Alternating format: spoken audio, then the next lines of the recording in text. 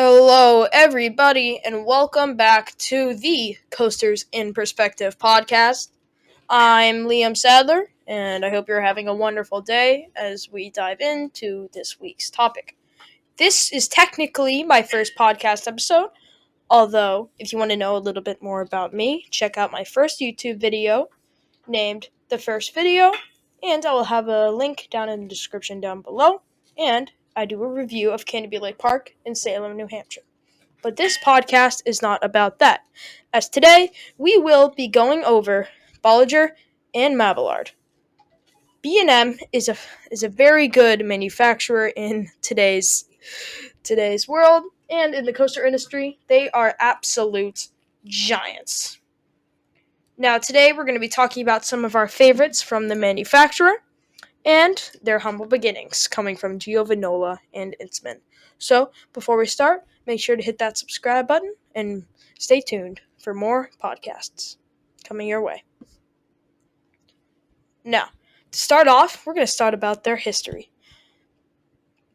Bollinger and Mabillard, they both originated in Giovanola and Intimin, but when they left the company, Giovanola fell as Intimin rise. Now, they both started out as a small manufacturing company until they got their first call to make a roller coaster in 1991. If somebody should fact check me in the comments if that's not true, with Iron Wolf at Six Flags Great America. Iron Wolf was a stand-up roller coaster, and it was the first B&M ever created, although it was not the first with its track design, as Giovanola and Intimin utilized the box track as known in many of their creations earlier before, such as the infamous Flashback at Six Flags Magic Mountain and Z-Force at Six Flags Over Georgia, and pretty much there's one other location, but I'm not really sure of that. Now, but the thing with B&M is that they used that track design and used it to perfection. Although, over the years at Six Flags Great America, they started developing a rattle and started to become less popular. Now, Six Flags Great America didn't only just get the first ever B&M creation, they also got possibly the world's most influential roller coaster, Batman the Ride. The world's first, not inverted coaster, but inverted coaster to invert. And this was a bomb in the roller coaster industry in a good way, as it was innovation to the core. Nowadays, we don't see a whole lot of innovation coming from B&M, but back then, they were pumping out new models that would change the roller coaster industry for the better. Now, this inverted model, as many people said, was held to such high acclaim for its intense, quick, and longish experience in the small footprint. Now, the Batman the Ride is infamous for being cloned around its different Six Flags parks. And it's not hard to see why, because one, it took up a small footprint, and was easy to build and relocate. Now, at the time I am recording this, there is a Batman clone at Six Flags Over Georgia, Six Flags Over Texas, Six Flags Fiesta Texas, Six Flags obviously Great America, SeaWorld San Antonio. Ironically, there's three Batman clones in Texas right now. Six Flags Magic Mountain. And that's all I can say right now, as I do not have the full list in front of me. I'm pretty much just winging what I just said, but I'm pretty sure that's about it. Although, let me know if there's any others down in the comments. Now, with Batman the Ride, they became a real player in the coaster industry, as coaster enthusiasts back then started to take more and more attention to this manufacturer. Now, B&M at the time was a bit low in funding, and Six Flags was their main buyer. And another great thing about B&M is their next model, one of their next models, and one of the other more influential models of the time. After B&M saw the success, kind of success of the Aero Hypercoaster and the layout of it using non-inversions but focusing on airtime, they decided to try it for themselves. And in doing so, again, they perfected it. Just like with the inverted coaster, just like what Aero did, though with the inverted coaster, they made your feet dangle and may have you go upside down, whether the Aero version whether the Aero version just had swinging cars under the track. And same with the stand-up coaster. They also perfected the stand-up coaster, even though it is widely disliked in the coaster community. Now, Togo tried this before B&M, and it was a failure. Not There were lots of them, but the ride experience was a failure in general. Now, so B&M in this area kind of perfected other manufacturers' concepts, especially with their hypercoaster. The first ever B&M hypercoaster was Apollo's Chariot at not Six Flags, at Busch Gardens Williamsburg in Williamsburg, Virginia. Apollo's Chariot was widely acclaimed as one of the best coasters in the world at the time because of its numerous floater airtime moments and genuine airtime moments. And it was widely acclaimed as being one of the best hypercoasters, if not the best hypercoaster. And the next park to receive the B&M Hyper, you guessed it, Six Flags Great America. Yes, the se- the first person who the first park who got a B&M, the first park who got an inverted coaster by B&M, the second park though to get a B&M Hyper. And this one was called a Raging Bull. Raging Bull is only described as more of a twister roller coaster instead of the regular out and back, lots of airtime hills, which you would see other B&M hypers. Big notable one to have this pretty much same exact layout is Goliath at Ronde. Ironically, it's not even a hyper, but you get the point. And yeah, so Raging Bull, it's described as a twister hypercoaster, and it's a lot of people trash it for being boring. I personally have not ridden it. Hopefully someday I get to Six Flags Great America. But yeah, it looks cool. The pre-drop looks insane. It looks to in the back row, especially, it looks to give some great ejector airtime. But other than that, it doesn't look too remarkable to me. But who knows? Maybe I'll be surprised. So now with B&M pumping out new models. And then one of their next models was the B&M Floorless. Now this is a coaster where you're sitting over the track, but your feet are dangling. Now they came up with this concept with the first ever floorless coaster, Medusa at Six Flags Great Adventure. At this time, Six Flags was pumping out B&Ms left and right, and it was crazy. In today's age, you never would have thought Six Flags would ever even touch a B&M. Like, it's crazy to see these monster B&Ms at these Six Flags parks and say, where did it all go wrong? I think we'll maybe talk about the Six Flags financial crisis in a future episode, but that's not today's episode. Today's episode is about B&M. I'm going to stay on topic. Now, Medusa at Six Flags Great Adventure was very influential for its time, as it was regarded as one of the best loopers in America. As the another although they also changed the name, I believe in 2014, to Bizarro, as it now stands as Bizarro at Six Flags Great Adventure. Although now it's praise, some of its praise is backed off, and lots of floorless praise has backed off also. And another notable part from the floorless era the uh, was the ability to change stand up coasters to floorless coasters. Well, B&M, this especially happened with the first B&M, Iron Wolf, when it got moved to Six Flags America in Maryland. It was called Apocalypse, and then it was a stand-up coaster until in 2019 it was refurbished into a floorless coaster now named Firebird. Now, a few other coasters like this is Mantis at Cedar Point, which was their stand-up coaster when they converted it into Rougarou now. I don't know what's with Cedar Point and these weird names, but I'm not one to judge. And that is another influential one. And yeah, there's a few others, and lots of people really don't know this, but Bizarro at Six Flags Great Adventure was actually cloned and put down on a parking lot at Six Flags Magic Mountain. Scream at Six Flags Magic Mountain. A lot of people hate it for its rattle, and especially because it is a parking lot coaster. Uh, that's a main reason it gets so much hate. So yeah, it was actually cloned from Bizarro at Six Flags Great Adventure.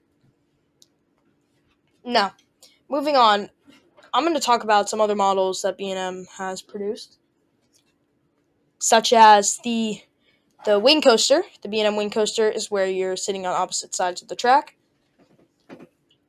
and uh, this wasn't the B&M wasn't the first person to create the wing coaster, as I think the first manufacturer to manufacture a wing coaster was Intimin with Furious Baco at Ventura.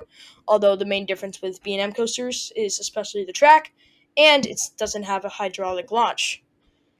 And the hydraulic launch system was never used on a B&M because mostly B&M takes pride on their consistency. So that's pretty notable. Though they have used some LSM launches in the future, especially with another wing coaster named Thunderbird at Holiday World in Virginia, not Virginia, at Holiday World in Indiana.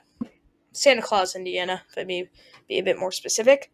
Thunderbird is widely acclaimed as the best wing coaster. A lot of people like it for its semi-powerful launch and its great layout going through the woods, and snappy and forceful inversions.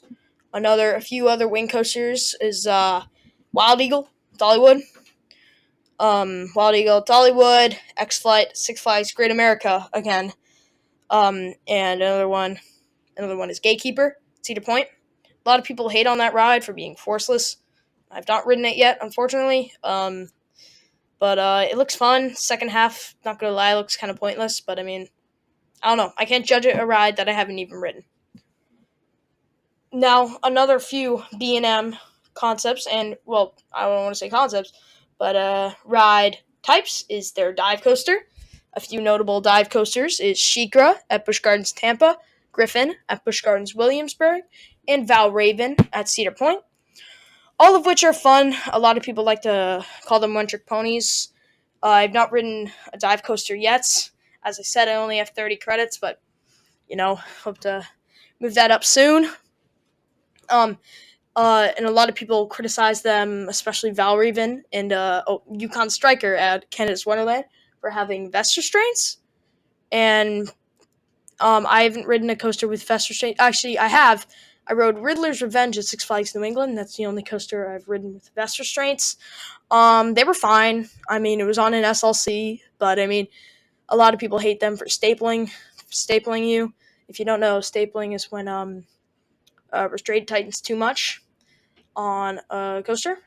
So yeah, but they look like fun. Dive coaster. Sorry, I didn't explain this sooner. It's when they hold you over the drop for a number of seconds before it drops you down. It's mostly all the dive coasters in America, except for Emperor opening this year. I hope. They're all around 200 feet tall. The first ever dive coaster in America was Shikra at Busch Gardens Tampa. I've not ridden that. I cannot believe I have not ridden that. It's kind of terrible for me. But yeah, there are lots of other dive coasters around the world. Lots of them with much better theming, but I will talk about that in this video. Now, one of the first ever B&M models was the sit-down model. Now, the sit-down model is just like pretty much any other looper, especially aero loopers, where you're pretty much just sitting down in your car over the track. And these rides are a dime a dozen. They're pretty rare to come around these days. There's only two in America, with Wildfire at Silver Dollar City and the widely acclaimed Kumba at Busch Gardens Tampa. Now, Wildfire at Silver Dollar City is praised for its amazing setting and amazing first drop, while Kumba is praised for its insanely intense inversions. Now, I'm going to say a few things probably know I have not ridden either of these, although both of them look great. I've heard that Wildfire has a slight rattle, but I'm not sure. Whether Kumba looks to rip through its layout, and that zero-G roll looks to be literally amazing. So that's what I'm going to say on this. And another big um, sit-down coaster is Dragonfire. No, not Dragonfire. Dragon Con at Portaventura in Spain. That's also widely acclaimed. A lot of people like to compare it to Kumba. It looks cool. The 8 inversion, so with a loop going over under the main course brake run. So that looks cool.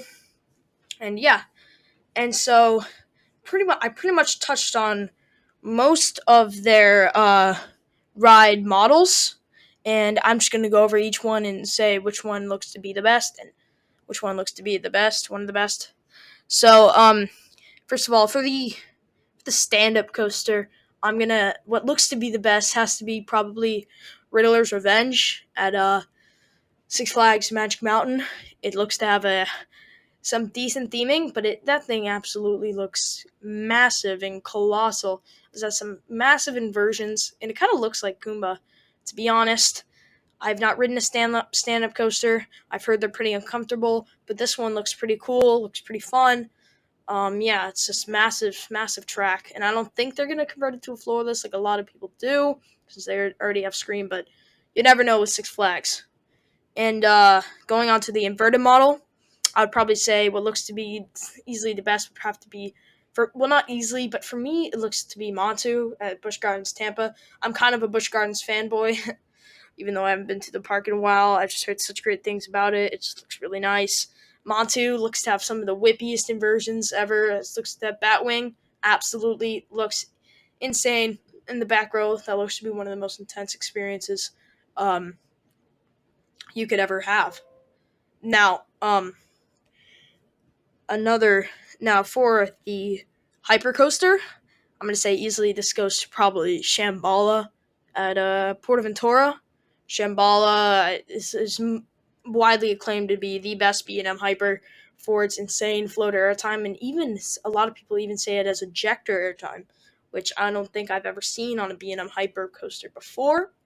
So it seems to be an interesting ride, and even has a splashdown like Diamondback at Kings Island. That's also a great B&M hyper. Now, moving on to the floorless coaster, the best floorless probably. I'm probably going to give it to.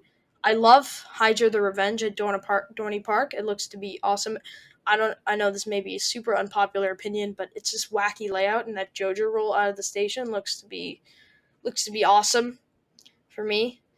And yeah, it just looks. I've heard it's kind of rough, but I mean, I'll see it.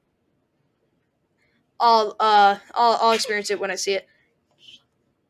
Now, um, another now for the although another great coaster for me for the floorless category has to be probably Kraken at SeaWorld Orlando. That looks to be an awesome coaster. And for the wing coaster, as I discussed, I would probably have to give it to, again, lots of people like this, but Thunderbird looks to have a decently intense launch, and the layout looks great, weaving in between the voyage and definitely the great near miss elements on it. Looks cool. I have to give a shout out to Wild Eagle at Dollywood. That also looks really intense and cool. Same with X Flight looks to have some of the best near misses. A few others, Swarm, Thorpe Park, looks to have some great theming. And yeah, I wouldn't really put Gatekeeper over here. I just don't think its layout is too impressive to me, but that's just me. Um, and for the sit down category, I'm probably going to have to give it to Dragon Con at Portaventura. All the elements just looks insanely whippy and intense. An easy second place for me would be Kumba at Busch Gardens Tampa. That just looks awesome. It looks to be insanely intense, insanely good. A lot of people have been jumping on the Kumba hate train recently. I don't know why, but I mean, I haven't ridden it, so I'm not sure. I shouldn't judge them for their opinion, because I haven't even ridden it. And, oh, I completely forgot about probably the most widely acclaimed B&M model, the Giga Coaster. Now, there are only three B&M Giga Coasters in operation, and if you don't know, a Giga Coaster is a coaster between 300 and 399 feet tall, and all three B&M Gigas are in North America. Now, the first one to be built was Leviathan at Canada's Wonderland. Leviathan at Canada's Wonderland. It looks fine. It looks really fun. It looks to have some great airtime moments. I don't know why I said fine. It looks great. Um, Not too many people talk about it, but it still looks really great. The next one is Orion at Kings Island, the newest one to open up. Orion, a lot of people criticize it for not having enough elements, but I think it looks to be awesome.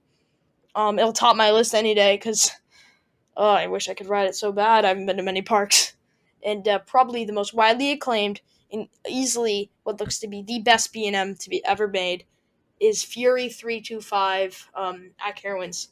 This always gets praise, saying it looks to have some amazing airtime moments. It always goes low to the ground. It looks just like a speed demon. And the way its layout is, it looks like a bat out of hell. I know. I'd also use this to describe Intimidator 305 just down the road, but I mean, this video is not about Intimin. Maybe next podcast will be? Who knows? And yeah, for the Giga Coaster, I'd easily have to give it to Fury 325. And an interesting observation I made with all the Giga Coasters that every single B&M Giga Coaster in the world also has a B&M Hypercoaster in their park with staggered seating. Carowinds with Intimidator, um, Orion with Diamondback, which has Kings Island. Diamondback has staggered seating, and Behemoth at Canada's Wonderland has a staggered seating, also with like Leviathan down the road. So yeah, that's just an interesting observation I made. Now to wrap this podcast up, I'm just gonna say that B&M is one of my favorite manufacturers. I still have to give it to Intimin for its innovation and wide variety of different models to B&M. B&M back in the day was super innovative. I wasn't even alive then, but I mean, from what I've seen, they were just an amazing manufacturer. Whether as Intamin is still going strong with different coasters and different models going pumping out. Now, thanks for joining me on this week's episode of the Coasters in Perspective podcast. And my name's Liam, and I'll see you next time.